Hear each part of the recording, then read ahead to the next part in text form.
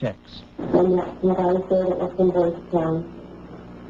And it was at that time that I met Larry King. At the time that I met Larry King, I did not know that he was Larry King. I had met him. It was the first time I'd ever met him.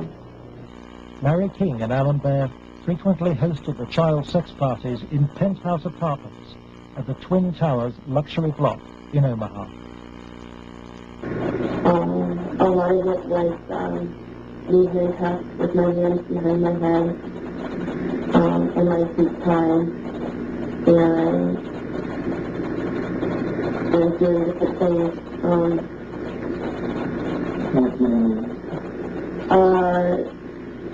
Sometimes we do by staring over my face. Okay. Most of the time, Larry King took pictures quite a bit during that time. I know it's difficult. I don't know. Okay. And I think I think I know. Okay. I don't know. Okay. And you know, Alicia, you're a victim. And at a young age, let's go up here for a minute. We were appalled. Appalled. I don't even know if it comes across on the video, the way it came across to us in person. It was incredible. It's incredible what these kids went through, I think. Larry King was also here. He came in and we drank and did cocaine. I didn't do much, and he turned me on to what Larry King did. Drugs is a strong part of how they got control of some of the kids, because that's what some of the kids were there to get. They would do their sexual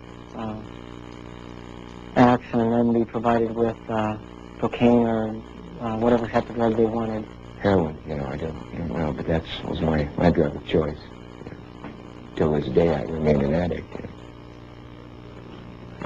And those of us that didn't like to be involved and didn't want to be involved were threatened. Yes, yes. And who's really threatening you more? Larry King, Larry King personally did? and I think he did. And they threatened, that I can go find somebody that will kill you, and that will kill your family. He didn't tell anybody. Larry King was, I would say, the center of transporting the children around the country. The airplanes were usually in his name, at least in his name. They were paid for by Larry King.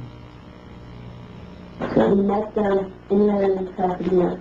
Met who in Pasadena? We met when he was there. There was 3 boys that I had seen at one of the receptions at the French Cathedral were there. And I'm most positive they were both members. Almost positive. They were there. You mean graduates of Boy Scouts? Well, not present. I think they were present. They were young. How would they get away if they lost their I have no idea. Okay. Boys Town came up frequently during the investigation, but we found it very difficult to get information about Boys Town. I was not able to find any information in my visit there, and Mr. Caradori could not get information either. Boys Town today remains unwilling to discuss its involvement with Larry King. We were banned from filming at Boys Town, and its public affairs officer refused any interviews. I would have to give you a flat no. I'm just going to tell you at this point that we will not participate with you. We have no interest in talking to you folks. It's something that we don't even care to delve into. By the spring of 1990, the Nebraska State Committee was convinced by the evidence of an organized child abuse ring. Its chairman, Lawrence Schmidt, sought the advice of his lawyer, John DeCamp. On his advice, Schmidt turned over all the sworn evidence to the FBI. But immediately, the videotape testimony was leaked to a hostile local media. The media immediately started discrediting the witnesses. They were, the witnesses came across in the media, in the Omaha World Herald, especially, as the criminals. The last 3 victim witnesses were demolished by the press, particularly the Omaha World Herald. The paper never looked for information that would support any of the allegations. The whole purpose of the stories was to destroy any credibility these youth may have. I've heard the people for the Gary Caradori coached me and that he told me what to say, but the fact was I didn't meet Gary Caradori until way after I'd already talked to the Omaha police about the abuse and had named all the same people. Paul Bonassi maintains that neither the FBI nor the Omaha police took his allegations seriously. And they didn't ask me very much about Larry King or even Alan Bear at all. They treated the allegations they made about the people who abused me almost like a joke. The stories were of such significance that the investigators first wanted to prove the accuracy of the stories. As they set about the investigation of initially three, and then a 4th person who was telling the stories, as the investigation developed, it became obvious to the investigators that the information was not accurate, but in fact it was an entire conspiracy of allegations, none of which had any truth to them. I was very disappointed with the way the FBI and law enforcement treated the victims. They, in fact, turned them into the offenders, so to speak. And instead of taking the evidence that was delivered to them by the victims and interrogating the persons whom the victims identified, they seemed to bear down and try to get the victims to change their story. It seemed to the investigators that the establishment of Omaha was closing ranks. Then Troy Bonner was brought in for questioning by the FBI. The FBI's attitude was, just no. These kind of things don't happen. From the first interview when I went, and realized they don't believe the fucking thing I'm saying, they were just appalled. But I realized what that look in their eye was back then. It was fear. It was fear of every, I had witnessed,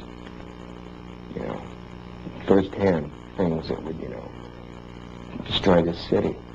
People, a position, what I mean? It's not going to be believed, they said. It will not be believed. You will be found guilty of perjury. They weren't telling me maybe. They were saying, if there's no right. You go on with the story, you're going to jail. That was said to me direct. Troy Bonner agreed to withdraw his videotape testimony. The FBI used Troy in an attempt to persuade fellow witness Alicia Owen into abandoning her evidence about Larry King's nationwide network of powerful pedophiles. We have obtained the recording of the phone call made by the FBI on March the 9th, 1990. It is significant evidence for John DeCamp. This is Special Agent Michael F. Mott. Following will be a consensually recorded telephone call between Troy Bonner and Alicia Owen. Hello. Hi. Hey, what's going on? I'd like to ask you that. Talk to me. No, you talk to me. I don't understand why you're lying. Why are you lying? What are you talking about?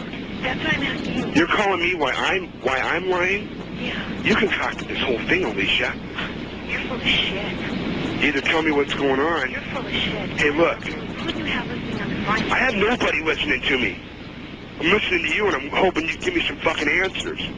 I'll be honest with you. I don't know what kind of game you're playing. I'm not trying to play a game. I'm not going to go to jail for you. And that's what's going to happen.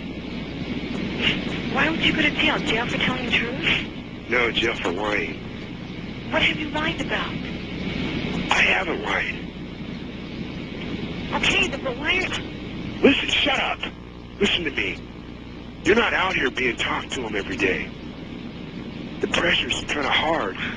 Literally have to have bricks for brains to take